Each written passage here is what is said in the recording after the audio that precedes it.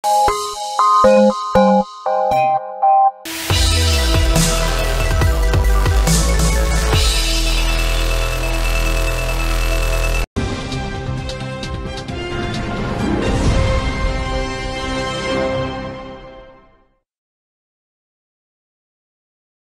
République du Congo va être dotée d'une stratégie nationale de prévention et de traitement de la délinquance juvénile. Cette stratégie répond aux objectifs du gouvernement et comporte 5 axes stratégiques de prévention. Entre autres, le plaidoyer de la stratégie et la création d'un fonds de prévention. Au cours de cet atelier de validation, le haut-commissaire Adolphe Mboumaba a sollicité l'implication de tous pour sortir un document qui servira de boussole au Congo en vue d'une meilleure prise en charge de la délinquance juvénile.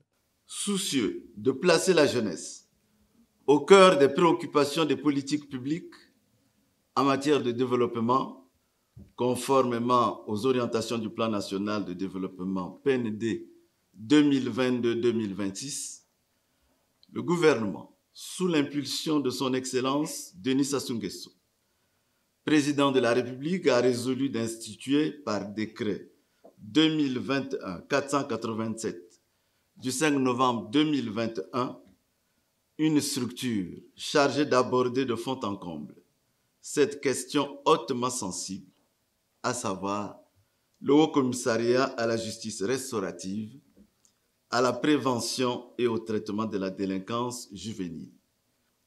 Des actions synergiques sont alors attendues.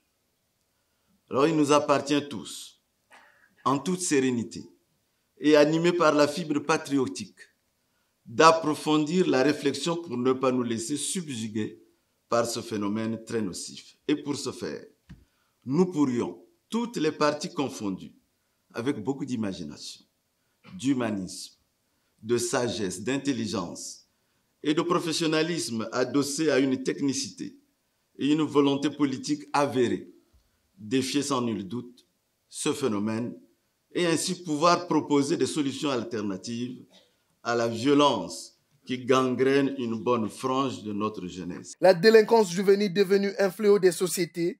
Pour sa réduction au Congo, l'expérience ivoirienne peut être une mise à contribution. L'État a l'obligation de maintenir les enfants dans le système scolaire en les réintégrant dans des classes passerelles pour les enfants de 9 à 16 ans et pour la tranche d'âge de 14 ans à 16 ans dans des écoles professionnelles. Les parents sont tenus d'inscrire leurs enfants dans des établissements scolaires dès l'âge de 6 ans et d'assurer l'assiduité des enfants au cours sous peine de sanction. Le parent qui viole l'obligation de scolarisation est puni d'une peine d'emprisonnement de 2 à 6 mois et une amende allant de 50 000 à 500 000 francs CFA selon le cas. Ne dit-on pas, dis-moi quelle jeunesse tu as et je te dirai quelle nation tu auras.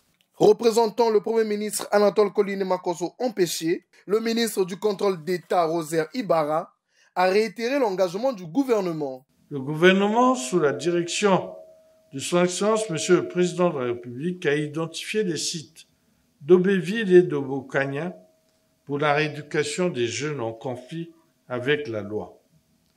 L'établissement du Haut Commissariat à la justice restauratrice, à la prévention et au traitement de la délinquance juvénile répond également à une urgence.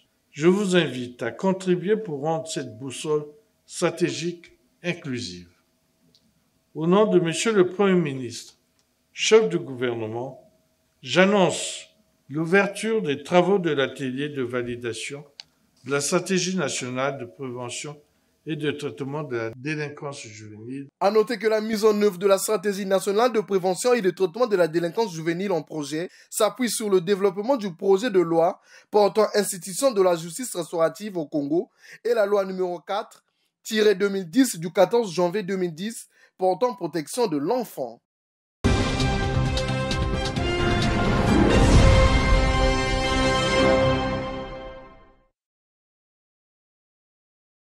Ils parlent de leurs problèmes, mais de quelle manière?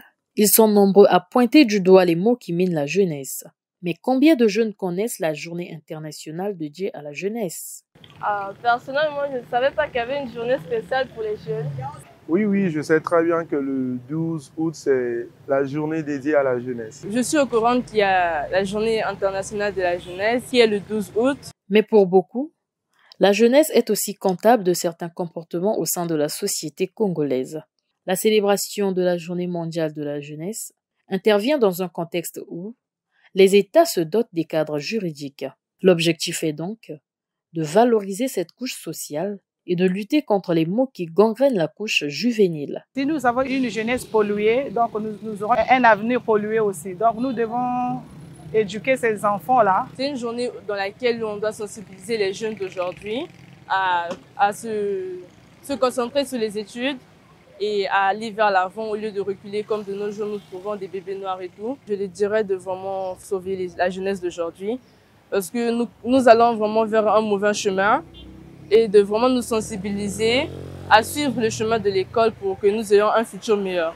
Violence en milieu scolaire, dépravation des mœurs, autant des situations qui attendent des réponses pour un meilleur avenir de la jeunesse. Une préoccupation qui semble rimer avec le thème de cette année.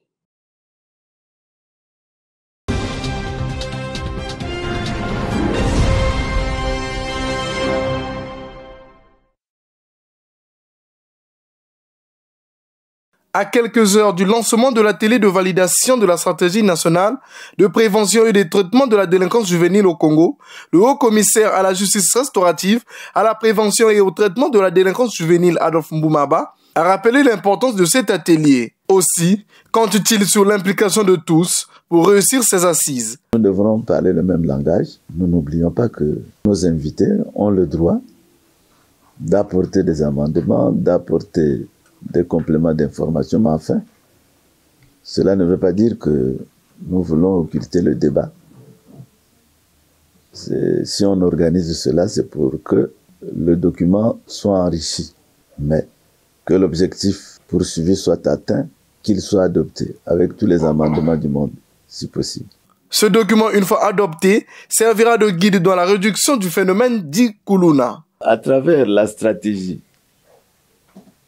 qui est assorti d'un plan d'action, mais je crois qu'on peut fédérer nos efforts. On devrait mieux s'organiser, mieux se structurer. Mais fédérer voudra dire sortir de là avec un comité de pilotage présidé par le Premier ministre, avec les ministres, et nous, le Haut Commissariat, serait comme une sorte de secrétariat. Rappelons que les travaux de cet atelier de validation de la stratégie nationale placés sous la houlette de Anatole Coliné Makosso, Premier ministre chef du gouvernement, vont se tenir demain 10 août au Palais des Congrès.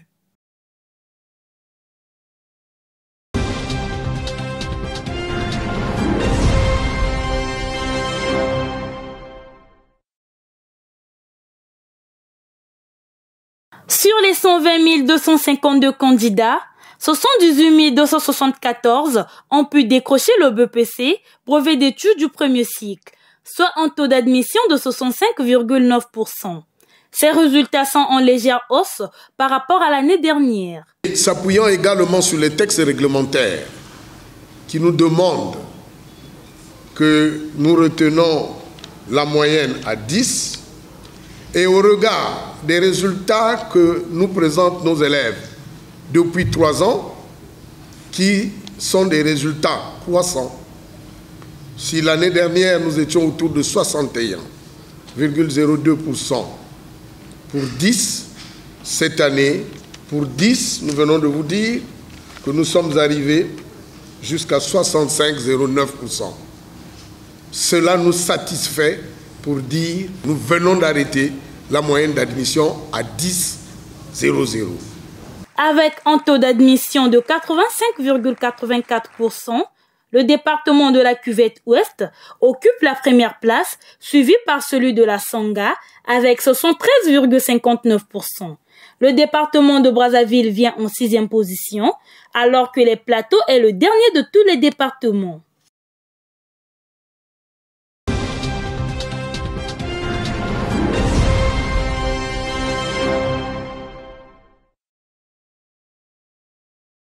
Ces jeunes accompagnés de leurs parents, participent à la deuxième édition de l'Open Ngatsoni Taekwondo. Venus de divers horizons, notamment Pointe-Noire, Kinshasa et Matadi, ils vont s'affronter pour remporter les meilleurs prix irrelatifs. Pour le premier jour, on a à peu près 90 combattants benjamins, minimes, filles et garçons. Donc c'est vraiment incroyable. Les vainqueurs de ce tournoi recevront déjà une médaille, un diplôme et une certification. Et il y aura 4 boursiers qui obtiendront une bourse de la fédération qui va les aider, va leur fournir du matériel, va aussi, quand ils vont partir en compétition, on va payer les frais de compétition et les déplacements, et ainsi le suivi médical. Le président de cette fondation revient sur le bien fondé de cette deuxième édition. Les pratiquants de taekwondo réclamaient une seconde édition. Donc avec notre partenaire, la Ligue, on s'est mis d'accord pour travailler dessus. Donc ça nous a pris 8 mois de préparation. On a fait ça au mois d'août pendant les vacances scolaires pour que le plus de personnes puissent vraiment participer. Et c'était un travail où on est parti solliciter les instructeurs de clubs. L'Open prend vraiment une dimension internationale. Ça nous ravit parce que ça montre que le travail effectué et par la Ligue et par la Fondation avec les instructeurs de clubs et les différents maîtres porte ses fruits parce que ça commence vraiment à avoir du succès.